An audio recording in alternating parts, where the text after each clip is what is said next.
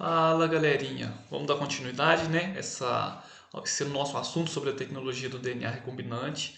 Na última aula a gente viu ali uma visão geral de como que acontece o processo de clonagem molecular, ok? E hoje a gente vai aprofundar um pouquinho mais ainda nesse processo, falando mais especificamente sobre as endonucleases de restrição e como que a gente consegue separar aqueles fragmentos de interesse na manipulação do DNA, ok? Então, começando aqui com as endonucleases de restrição, a gente então está falando aqui de uma manipulação do DNA de um determinado organismo de interesse. E vocês puderam perceber que, inicialmente, para que a gente possa ter um fragmento de interesse ali, a gente precisa fragmentar a molécula do DNA como um todo. Okay? Então, ali, a partir dessa fragmentação, eu vou conseguir, a gente vai ver como daqui a pouquinho, localizar aquele fragmento de interesse. Ok? Então, para isso, para que a gente possa fragmentar a molécula de DNA, a gente conta aí com um conjunto de enzimas chamadas de nucleases de restrição, ou endonucleases de restrição, que são enzimas que foram inicialmente encontradas aí em uma grande diversidade de bactérias, ok? Então, nas bactérias, essas enzimas elas têm uma função de reconhecer e clivar DNA exógeno, então aquele DNA estranho àquela própria célula. Então, suponhamos aí um vírus infeccioso, então a bactéria, por ação dessas endonucleases de restrição, ela consegue distinguir o DNA próprio dela, né, do DNA que está sendo daquele agente externo, daquele agente infeccioso ali, e ela vai fragmentar aquele DNA externo. Okay? Então, as bactérias, né, na verdade, a enzima, ela faz essa restrição pelo fato dela diferenciar o DNA próprio da bactéria, que vai estar marcado, ela vai estar protegido por metilações. Ok? Então a gente até já discutiu um pouquinho sobre esses processos de metilação nas últimas aulas. Então a metilação vai identificar aquele DNA como próprio e a bactéria, por ação dessas enzimas, vai degradar aquele material externo. Ok? Pesquisadores perceberam algumas características dessas enzimas que tinha aí a sua função específica lá para as bactérias, e eles perceberam que existem 3 tipos de endonucleases de restrição. A do tipo 1 e a do tipo 3, elas são geralmente grandes complexos, elas são maiores, elas têm uma atividade tanto nucleásica quanto também de metilases, ok? E elas vão clivar o DNA em sequências aleatórias. Então elas vão identificar uma certa sequência lá do DNA externo, ela identifica essa sequência lá e vai clivar num ponto aleatório ali. Ela não tem um padrão para exercer o seu processo de clivagem, certo? Já a endonuclease do tipo 2, aí eu quero que vocês prestem bastante atenção, que é essa que nos vai ter interesse de aplicação na tecnologia do DNA recombinante. Essa enzima ela tem a capacidade de reconhecer, ela clivar o DNA dentro do próprio sítio de reconhecimento. Ok? Então aqui que imagine aqui que eu tenho aqui um sítio que foi reconhecido pela enzima de restrição do tipo 2, e esse sítio vai ser clivado dentro do próprio local de reconhecimento. Ok? Diferente da do tipo 1 e do tipo 3, que reconhece uma determinada sequência de DNA e ela vai clivar num local aleatório que não seja necessariamente dentro do local de reconhecimento. Okay? Na do tipo 2, ela reconhece uma sequência e cliva dentro daquela mesma sequência. Ok? E aí a gente vai entender um pouco mais como é que funciona esse processo de fragmentação, como é que a enzima ela cliva essa sequência. Ok? Então o primeiro ponto que eu quero destacar aqui é o que a enzima que nos vai ter interesse de aplicação é a endonuclease do tipo 2. Ok? Então essa enzima ela é capaz de reconhecer um determinado sítio, uma sequência de nucleotídeos e vai clivar dentro daquela sequência. Ok? Olha aqui que interessante, eu tenho aqui alguns exemplos dessas enzimas de restrição, tá ok? Então essas enzimas elas vão ser nomeadas, a nomenclatura dela ela foi desenvolvida baseada na abreviação do nome do micro-organismo do qual essa enzima ela foi isolada. Então aqui eu tenho alguns exemplos, como essa enzima aqui, essa primeira aqui, que olha, a primeira letra ela vai representar o gênero, as outras 2 letras vão representar a espécie, ok? E além disso a gente vai ter aqui uma indicação aqui de alguma um número ou alguma outra letra aqui que vai indicar a linhagem da qual essa enzima ela foi isolada. Ok? Então aqui eu tenho o primeiro exemplo aqui, que olha, uma enzima de restrição que ela foi derivada do Haemophilus aegyptius. Ok? A segunda aqui, que era uma Arthrobacteria luteus. A terceira, um E. coli. Ok? E no quarto aqui eu tenho um Haemophilus influenzae. Ok? Então que todos eles seguidos de uma letra ou de um número aqui que vão indicar a linhagem da qual aquela enzima foi extraída. Beleza? O que eu quero destacar aqui para vocês? A primeira questão aqui, o que diferencia essa enzima de restrição do tipo 2 em relação às outras nucleases de restrição, é que elas são capazes de reconhecer sequências que são palíndromes, ok? Uma sequência palindrômica. A gente já viu isso em aulas passadas, o que é um palíndromo, ok? Se a gente não viu na biologia molecular, a gente viu lá na bioquímica, quem foi aluno meu da disciplina de bioquímica. O que seria um palíndromo? Seria uma sequência que ela pode ser lida de maneira oposta, seria idêntica, né? As leituras da sua sequência normal e a sua sequência oposta, ou seja, eu posso ler da mesma maneira nessas duas sequências, ok? Eu teria aqui um eixo de simetria. Então vamos pegar aqui como exemplo que, olha, vamos pegar mais de baixo aqui, que é essa última aqui, que fica fácil da gente identificar o que seria esse palíndromo. Então aqui que, olha, a endonuclease de restrição, ela promove dois cortes aqui. Entre essas duas adeninas aqui, que olha, vocês estão vendo comigo aqui nesse último exemplo? Nesse exemplo aqui, que olha, o que seria esse palíndrome? Eu posso fazer a leitura aqui dessas bases nitrogenadas, que olha, vamos pegar na fita de cima. Eu tenho aqui, que olha, adenina, guanina, citosina, timina e timina.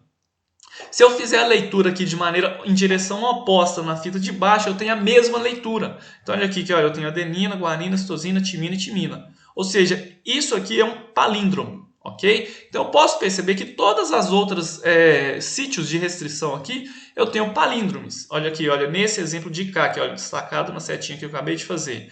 Eu também tenho aqui, olha, adenina, adenina, timina, timina. Leitura na fita de baixo, mesma coisa, ok? Geralmente, esses palíndromos eles vão conter aí entre 4 ou até 8 nucleotídeos, ok? Então aqui é o seguinte, outra coisa que eu quero destacar para vocês aqui é que algumas das nucleases de restrição, elas podem deixar emparelhamentos disponíveis futuros. O que seria isso? Olha aqui, todo mundo prestando atenção aqui nessas duas figuras de baixo aqui, que olha, essas fitas aqui, que olha, elas são chamadas de fitas adesivas, ok? Notem que aqui, que olha, quando a endonuclease ela promoveu o seu corte aqui, tanto nessa daqui quanto nessa de baixo aqui, olha, nessas duas últimas, ela deixou aqui extremidades desemparelhadas, ok? Estão vendo aqui que olha, eu tenho essa aqui, adenina, adenina, timina e timina, eu tenho 4 nucleotídeos aqui desemparelhados. Okay? Então, se eu for pensar que eu gerei um fragmento e as extremidades desse fragmento de DNA, ela tem aqui pontas que são desemparelhadas, seria mais fácil, depois, quando eu quero ligar esse fragmento aqui num vetor, que também vai ser clivado pela mesma enzima de restrição, pela endonuclease de restrição, seria mais fácil promover essa ligação quando eu tenho nucleotídeos desemparelhados. Ok? Então, esse desemparelhamento aqui eu vou chamar de extremidade adesiva, ok? Porque seria mais fácil eu ligar um fragmento em outro quando eu tenho essas extremidades desemparelhadas, ok? Agora, existem outras endonucleases que, ao promoverem o seu processo de clivagem, vão deixar pontas cegas. O que seria isso? Seria esses exemplos de cima aqui, que ó. Nesses dois exemplos de cima aqui, as pontas que foram deixadas, elas estão todas emparelhadas, os nucleotídeos estão emparelhados.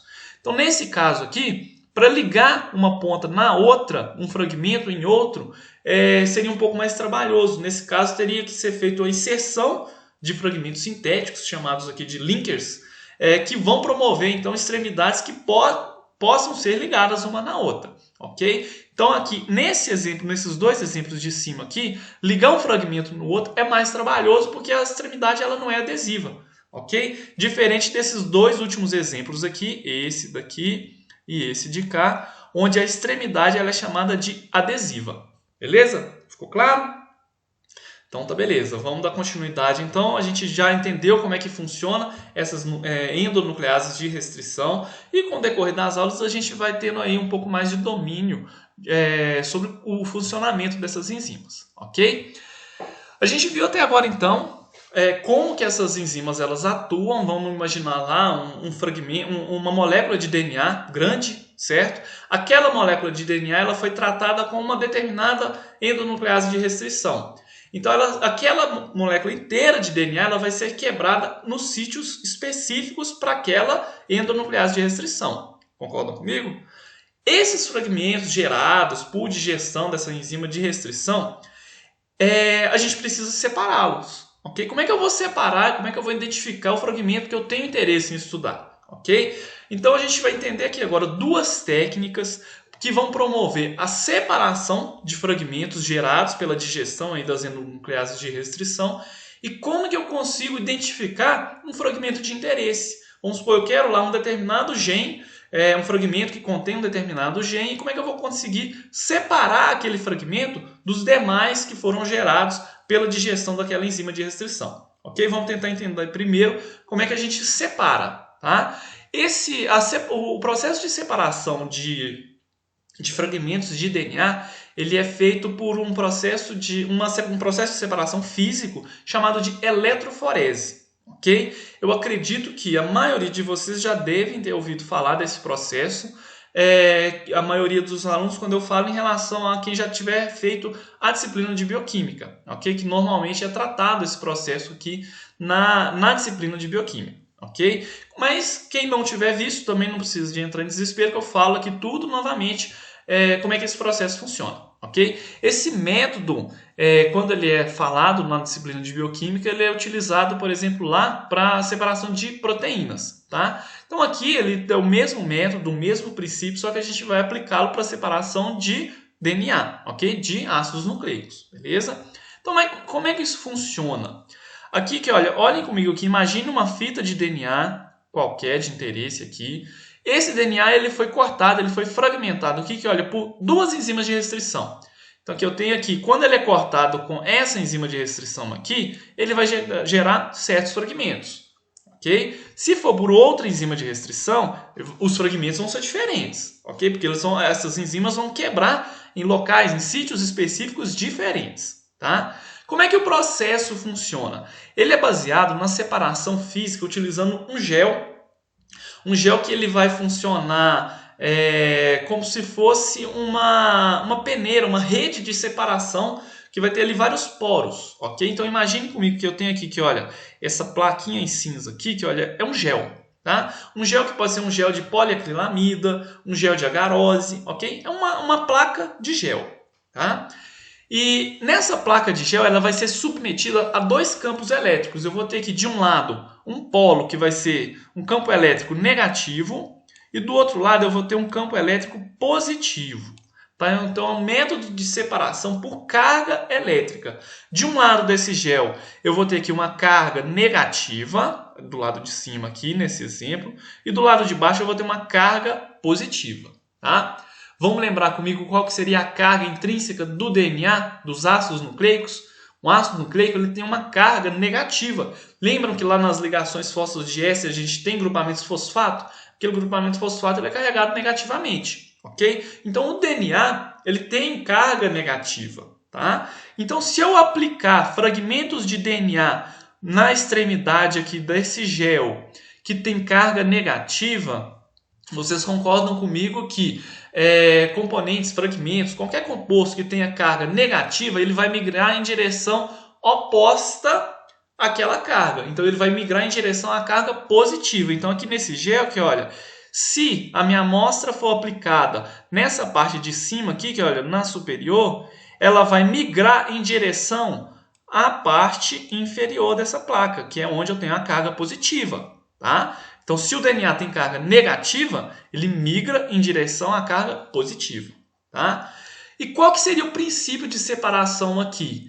Quanto maior for o fragmento, mais difícil ele vai migrar por essa placa. Okay? Então, aqui essa placa, esse gel de agarose, ele tem poros. Okay? Quanto menor for o fragmento, mais rápido ele migra. É mais fácil para ele migrar. Tá? Quanto maior for o fragmento, mais difícil ele vai migrar. Tá? Então aqui, olha, eu tenho aqui a aplicação dessas duas amostras aqui, uma cortada com uma enzima, a outra cortada com a outra enzima, cada uma aqui numa extremidade. Tá? Então a gente liga o equipamento de eletroforese, coloca carga nele ali, e aqueles fragmentos eles vão migrar em direção ao polo positivo.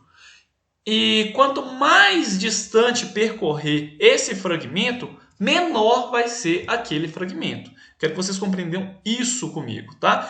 Aqui a gente pode até perceber que, olha, uma escala que foi feita aqui, que, olha, com base nesse número de fragmentos. Aqui é o pares de nucleotídeos vezes 1000, tá? Então aqui, que, olha, vezes 1000 é uma escala para facilitar aqui na hora de escrever. Então aqui esse 2 aqui significa que nessa direção aqui, nesse nível aqui da placa, eu tenho aqui nucleotídeos com 2000 pares de bases, ok? Então aqui ácidos nucleicos, né, com 2000 pares de base. Aqui em cima, que olha, se eu for seguir essa linha aqui, mais ou menos nesse rumo aqui, eu teria com 4000 pares de bases. Aqui em cima, se eu for olhar aqui nessa direção, eu teria ácidos nucleicos com 20.000 pares de bases. Tá? Então percebam que quanto menor for o fragmento, mais próximo do polo positivo ele vai chegar. Tá?